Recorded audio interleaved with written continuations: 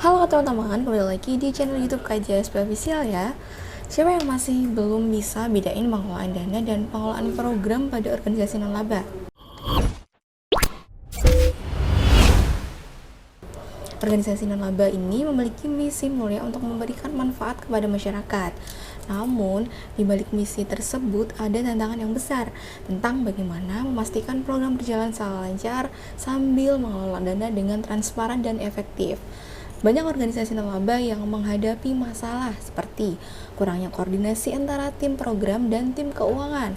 Ada juga yang dana yang terkumpul ini tidak mencukupi kebutuhan dan pelaporan program dan keuangannya tidak sesuai dengan standar.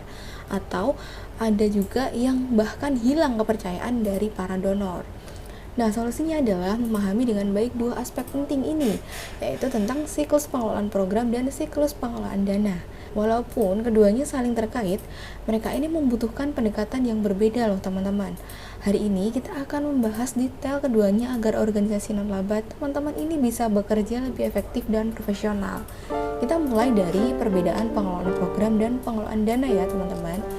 Pengelolaan program ini adalah inti dari apa yang harus dilakukan organisasi. Fokusnya adalah bagaimana membuat rencana melaksanakan kegiatan dan mencapai dampak yang diinginkan. Sementara itu, pengelolaan dana adalah fondasi yang memastikan program tersebut bisa berjalan. Ini tentang bagaimana merancang anggaran, mendapatkan dana, mencatat transaksi, dan melaporkan penggunaan dana secara transparan. Singkatnya, program adalah apa yang ingin dicapai, dan dana adalah bagaimana cara mencapainya. Keduanya harus berjalan bersamaan agar organisasi teman-teman bisa mencapai tujuan tanpa kendala. Oke, kita masuk ke pembahasan tentang pengelolaan program. Yang pertama, siklus pengelolaan program dimulai dari perencanaan. Ini adalah tahap di mana organisasi menentukan apa yang ingin dicapai. Pertanyaan-pertanyaan penting yang harus dijawab di tahap ini meliputi tentang masalah apa yang ingin diselesaikan, apa tujuan jangka pendek dan jangka panjang program, siapa yang akan menjadi penerima manfaat program, dan tentang bagaimana strategi pelaksanaannya. Di tahap ini, dokumen rencana program yang komprehensif perlu disiapkan agar semua tim ini memahami arah dan tujuan yang sama. Yang kedua, setelah rencana program disusun, langkah berikutnya adalah mencari sumber dana.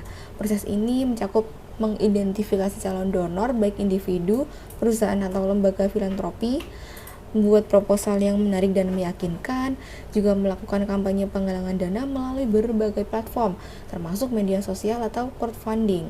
Tujuannya adalah memastikan program ini memiliki dana yang cukup untuk berjalan dengan lancar. Yang ketiga, setelah dana terkumpul, waktunya melaksanakan program. Di sini semua rencana diimplementasikan dengan baik ya. Pastikan teman-teman untuk pelaksanaan program ini tetap sesuai dengan target yang sudah ditentukan, alokasi dana yang direncanakan, dan jadwal yang sudah disusun. Jangan lupa untuk selalu mendokumentasikan setiap kegiatan, baik untuk kebutuhan laporan maupun evaluasi juga. Yang keempat, tentang tahap terakhir, yaitu membuat laporan pertanggungjawaban program. Laporan ini biasanya mencakup hasil yang dicapai, masalah atau tantangan yang ditemukan, kemudian dampak program terhadap masyarakat.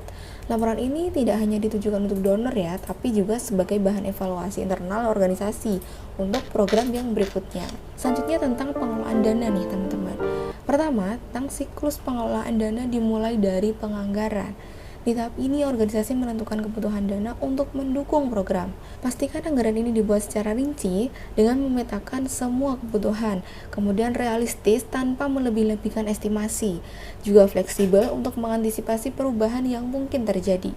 Yang kedua, yaitu penyusunan proposal. Proposal adalah dokumen kunci untuk meyakinkan calon donor nih.